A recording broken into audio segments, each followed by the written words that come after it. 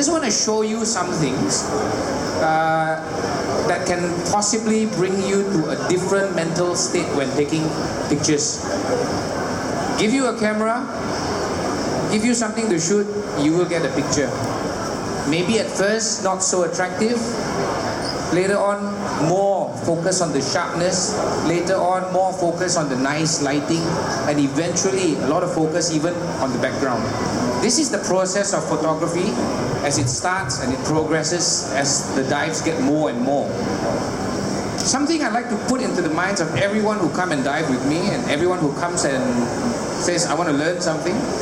I always like to tell people, here, this one is important. Not the next lens, not the next light, but the next idea. So still focusing on the idea, I want to take you to a little bit more of a representation of what I have in mind. So I screen captured, I went on to Google and I put Coleman strip, search, and then you get a whole set of images of all kinds of Coleman strips. Does anything from this set here pop out and stand out to you? Does one stand out from the rest other than maybe a different kind of composition? Does anything really pop out and say, wow, that one is the amazing one? This is what I want to explain to you. Because when I do workshops, which I seldom do these days, I tell people that you need to have that one. That one that jumps out and says, I'm different. This is my interpretation of what you're shooting.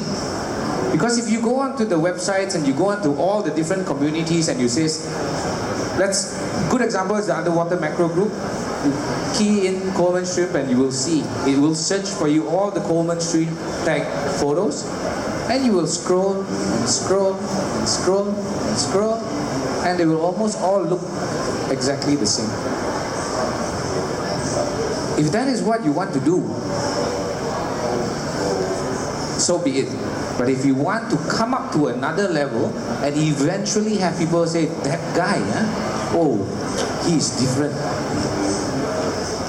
That's what gets you out there. I can't tell you that what I do or something different is always the winning shot. This does not apply. Being different does not equal winning a competition. But it equals to being yourself, doing something that someone else has not already done, or 7,000 people have already done. You go down there and you come back and you show me the picture. Look, Tim, my Coleman shrimp so nice. I said, wow, nice. I've seen it a million times. Boring in my head. Of course, I said, hey, very nice. Good job. Okay, crinoid shrimp. Beautiful things to picture. I just screenshot. Google search and screenshot and shows you all the different kinds of crinoid shrimps. In my head, these are ID shots. They are great for going into a fish identification book. Very nice for your own record as well. I'm not saying it's wrong. For your own record of keeping, I have seen this, I have seen this, I have seen this, and I have seen this. But now, where is my shot of this? If you are progressing into your photography eventually, you are going to have your shot of it. And if your shot of it looks like 7 million other shots of it, then why waste all that money to travel there and take that picture and spend all that time in the water to get a picture you could have downloaded from Google anytime? If you try to study what's going on, you will realize the Imran Ahmads, they're going for their reverse rig, an identity that they can say, this is my idea, this is what I work on. When you see a reverse rig shot taken by Tim Ho, you will say that, it's Imran Ahmad, right? Oh, no, it's Tim. It's an identity. It takes you to the next level of the game. An identity that people relate to your kind of work. There are a few kind of separations you can work on. You can work on the contrasting separation, or you can work on the depth of field separation. So if you have a ghost pipe fish here and a rock here, You can put your lights in a way that it doesn't hit the rock and only hits the ghost pipefish and hit the strobes down. So you get a ghost pipefish with very black background. Or you can take it from here, drop your F so that the ghost pipefish is clear and everything in the back is blurred. Two kinds of separation you can work on. The problem is no separation. When you have your strobes firing this way, ghost pipefish is here and your F is big, means a lot of depth of field. When you shoot, the ghost pipefish is clear and so is the rock. What happens? Your ghost pipefish is fighting with the rock. You have a clash. You're not separating them enough and making the picture very one-dimensional, flat. Two ways of separation. There's nothing complicated about the shot. Yeah? Not using the strobe makes the critter or your subject even more comfortable. Sometimes people ask me, Tim, how come now your picture is always not run away, so nice precision? Because I'm not I'm using natural light a lot. So they see you coming in and then they see nothing's happening. Moves closer, still nothing happening. Moves closer, nothing happening. Moves closer, nothing happening. In the end they see it's there, but it's not really threatening me. If you're coming in with a camera with a big focus light, you're coming in like that and going out like that, then it's gone. Maybe you're not using your focus light, you turn it off and you creep in, creep in, creep in, creep in, creep in, creep in. Then just your test shot, boom, it's gone. Using natural light, I like this game a lot. Now let me tell you something else about difference. You can have different by also using a piece of equipment that people say cannot be used to do this. Then you're also different. So you take a picture with a DSLR and everyone's getting a picture of a DSLR with a snoot. And you do exactly the same thing with a compact camera and a chip torch. Then you're also different. Yes? So difference is not only finding a different composition, a different way of shooting, a different behavior, but getting that shot that people say, actually, compact, I don't think can be done. Then you do it, now you're different also.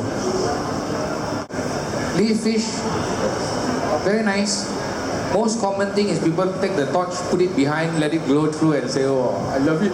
It's been done 2 million times, I love it still. It's good, do it, do it. But after you have done it, then try to do something a bit different. Sharp chip torch. In my hand, EG3 here. I shone it through. Of course, I got it in color. What I did was I used Picasa and just did a circle and made everything else black and white. So I put Picasa here and I said black and white everything. Then suddenly it looked, hey, Robocop. Hey, no, is it Robocop? Yeah. Quite like Predator. Terminator. Yeah, sorry, Terminator. Different. One touch of editing that was not pull things and move it and then bring another fish into the picture. No. I only one color here. Everything else black and white. Apply. Different. Tiger shrimp, very nice to picture, very hard to manage. I showed this yesterday. Depth of field separation. It's a rock. And he's there. My camera is down, the F drops so that my depth of field of whatever is in the distance is blurred and what's in the back is blurred. I level myself until the focal plane is on a flat. This is the rock. If the tiger shrimp is on my pointer finger, if I shoot it like that, my camera angle like this, then you will see almost the whole head with the tiger shrimp on top. If I drop the F and I level it like this side gets blurred. And my tiger shrimp is in focus right on the correct focal plane. So there's a whole thick portion of clarity on top that I'm not capturing. Tiger shrimp floating on depth of field. Oh, nice title. Toby, so common. People will shoot this most times, trying to position their light so they're not lighting up the background. Maybe pull it forward, light up the Toby so the Toby is really clear and everything else is black. If you don't do the contrast separation, work on the depth of field separation, drop the F, Toby is clear, background is blur, little bit of light to fill the Toby and a lot of light to fill the background. Popcorn shrimp, something different. I like this one. I didn't even have to go in. You're not scaring the guy at all. You're shooting it from quite far away. But the entire frame. What's something that you need to think about is when you're thinking about doing different, or if you're thinking about doing idea shot, it's corner to corner. Make a postcard. Make a postcard. Think of the whole frame. Don't think of getting the eye clear, the retina pore sharp, everything inside. Think of the whole frame. You want a beautiful picture. Tell you a secret. You know those little pop aromatherapy candles? Little aluminum cups, then you burn it and then it's empty. Actually, if you empty that thing or you burn finish, it's a very nice cup. Take a pin, poke, poke, poke, poke, and then use your cheap torchlight like that. Yeah? That's another good solution. You can also do this. Many years ago, it's a Carlsberg bottle. I don't know, for those who have not seen this picture, swimming down on the sandy bottom, Carlsberg bottle, I saw, hey, there's a fish went in, I move in already. Position myself, my camera compact is already at the bottle mouth. He's not coming out, he's inside. This is the mouth of the bottle, and of course the back of the bottle is bigger. Yeah, so I'm here, this is not cropped. He is in the sides. You come and look at me, then you run. Then you come out, you look at me, then you run.